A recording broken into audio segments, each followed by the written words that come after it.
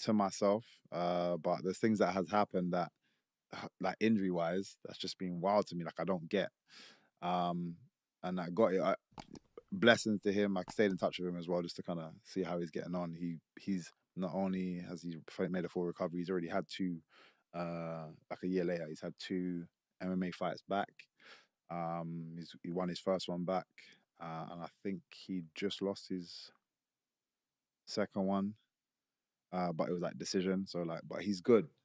So it's good to see. How do you switch that emotion on and off? Because I know you're a very kind person, Mm. and you're a very humble person. But obviously, in that ring, you've got to be, it's you or me, Yeah. and it's not going to be me. And when you inflict that sort of pain and that sort of damage, how do you not sort of feel guilty about it? And you just said, just had to do what I do, and with that emotion, or do you feel that emotion? It's very difficult to be on both sides and be vicious and emotional. You have to pick a lane. It's very difficult. Otherwise, every time I land a punch, I'll be like, "Sorry, Yeah. are you okay?" Like, you couldn't do both at the same time. So yeah, you have to pick a lane. And I think everybody, regardless of who they are outside, everybody has a fight persona. My fight persona is MVP. MVP is a very selfish person and is going in there for the kill. Michael Page on the other side, like, very different person. Both sides have aspects of each other. It's like a um just what's the word I'm looking for? Like alter ego that is just coming out. And I always try to draw people down to people, like obviously a lot of people, especially in this country, into football.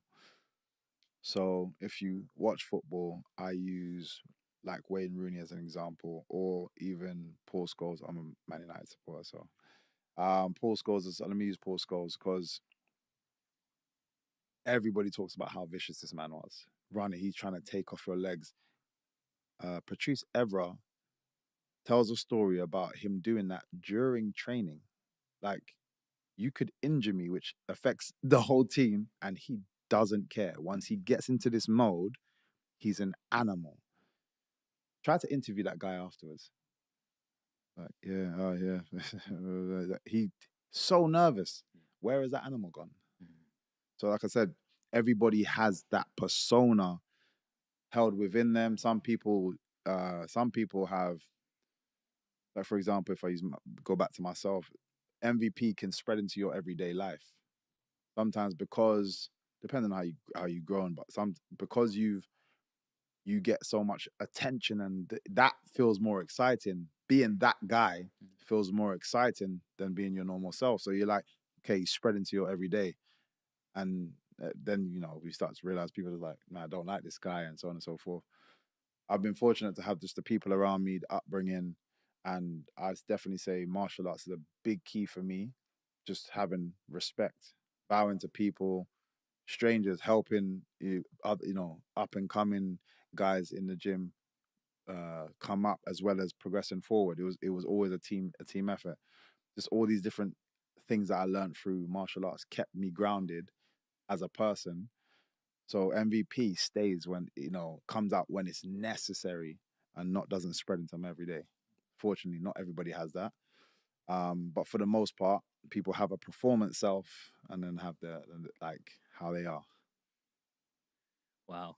Thanks for explaining that to us, man. That's just like it's like a Clark Kent and Yeah, Superman. You know what I literally. mean? It's It's literally like that. you're just like, Yeah. I'm cool, I'm cool. And then the next minute, Yeah, it is literally that. That's the best way to put it. love that, man. No, just so present listening, bro. It's just amazing hearing that sort of stuff. So let's talk about the fight you had with Kevin Holland. Yeah, I really enjoyed that fight. yeah. Actually, it just really made me appreciate how much of a striker you are. Mm. Them punches, the spinning elbows. Man, I don't know how you got that flexibility. I can barely just do this. Your elbows are already over there. You know what I mean? Um, and yeah, let's go through that fight because there was a time where he kind of I thought he got you, the Mm. way he locked you, and then I don't know what you did, and you just got out of it. And it was like, how do you someone's in their best position and you've just like come out of it? Like, let's talk about that fight. What did you? How did you prepare for that fight going in? Again, I always try to just I always see it as if I can be better than my previous self, than my opponent. I don't really care for my opponent. So, as much as I know, I'm a fan of Kevin Holland, and it was even when I was speaking. So I was speaking to it was Hunter Campbell, who's like Dana White's right hand man. He's the one running so much, man. He's an amazing guy, such a cool guy. He's the one that kind of signed me on. He's like, look, this is the partnership. You need anything, you speak to me. You know, you got any ideas, speak to me. But when he was kind of initially had our meeting about signing to UFC, he was like, how do you see your run? I was like, put me in the deep end and see if I can swim. Literally, because there's no point in me wasting time. I've been in the game long enough. I don't need to be built up. I think people are aware of, my talents if you're in that space, and what I've done. So it's not like boxing where some people say you got ring rust, you need a warm up fight once or two before you go up, or I think everyone's different. Um, everyone's different. Some people feel the need, and I always say if you believe something, then it's true. So if as a fighter I believe ring rust is a thing, then it's true. Me as a fighter, I don't believe in ring rust. Right. So if I'm out for 2 years, when I come back, when you see me on the show, I've done the training that's necessary. Ring rust doesn't mean anything to me. So that's my belief. So that's the thing. So I literally like throw me in the deep end. And I had a feeling out of everybody because regardless, as tough as everybody thinks they are, they're not stupid. They're smart fighters, shall I say? So there would have been a lot of people when my name got mentioned, they wouldn't have put their hand up to go first, just because it's like I've seen this guy as well. He just looks tricky. Let me see how somebody else deals with him, because the question is, can he do it at top flight? Can he do it at the top level? All the fighters, they're like, I don't want to be the one to find out if he can. So, but I knew it'd be somebody like Kevin Holland that would be like, I'm game. Like, let's go. Let me try and find out what's going on. And that's why I think that's why everyone loves him, respects him, because he's just about it. He doesn't care. Yeah.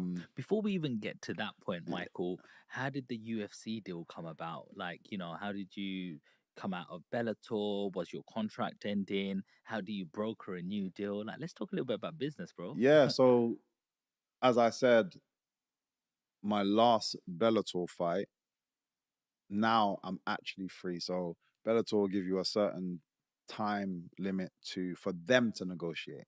And this happens for all athletes, which is why when your class is a free agent, everyone's like, well, why hasn't he now signed to somewhere else?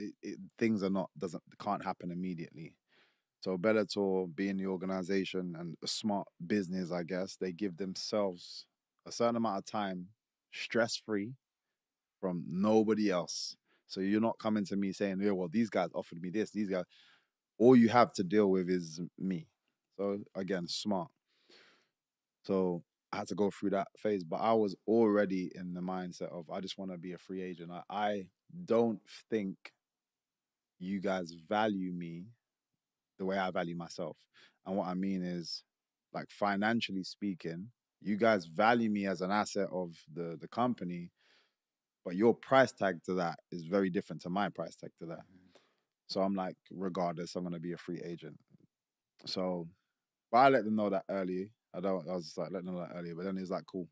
I'm free to just chill. I had to take my time, and everyone's asking me questions. I'm like, I'm handcuffed right now until a certain period is triggered. Once that period was triggered, then everybody came. How did you get in touch with like Dana White? So, like I said, the bare knuckle fight meant everyone got in touch with myself. Okay. Or my team. How does that feel? Yeah, it's nice. Like, again, it shows that I was as valued as I thought I should be valued. So then when things was happening, my coach was laughing, just like, cause this just worked out so perfectly, unintentionally, but it just worked out perfectly. Because everyone's like, what's going on? Like I said, they all came in, and I've got the best manager in the world, in Audi Attar.